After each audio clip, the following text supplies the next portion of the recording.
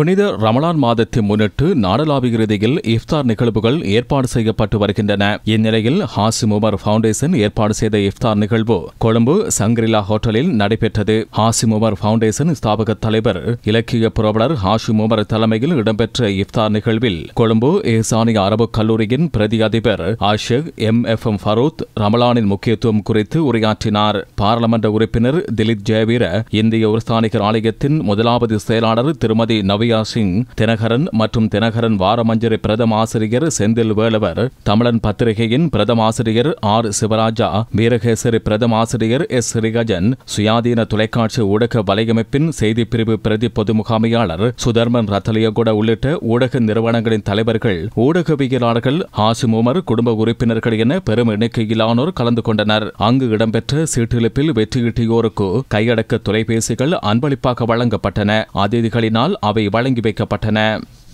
இதே நேரம் மக்கொன அகதியா பாடசாலை 13வது தடவையாக ஏற்பாடு செய்த நோன்பு திறக்கும் இஃப்தார் நிகழ்வு ஒன்று மக்கொனையில் இடம்பெற்றது. இதற்கான நிதி அனுசரணையை ஹாசிம் உமர் ஃபவுண்டேஷன் வழங்கியிருந்தது.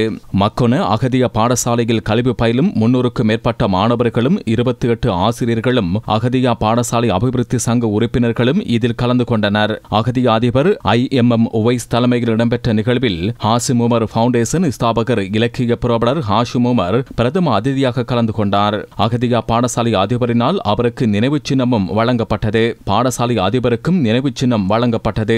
ரமலான் வினாவிடை போட்டியில் வெற்றியீட்டிய மாணவர்களுக்கு ஹாசிம் உமர் அறக்கட்டளையினால் பணப்பரிசுகளும் வழங்கப்பட்டன. களுத்துறை மாவட்ட அகதியா சம்மேளனத்தின் தலைவர் MHM உவைன் உள்ளிட்ட பலர் கலந்து கொண்டனர்.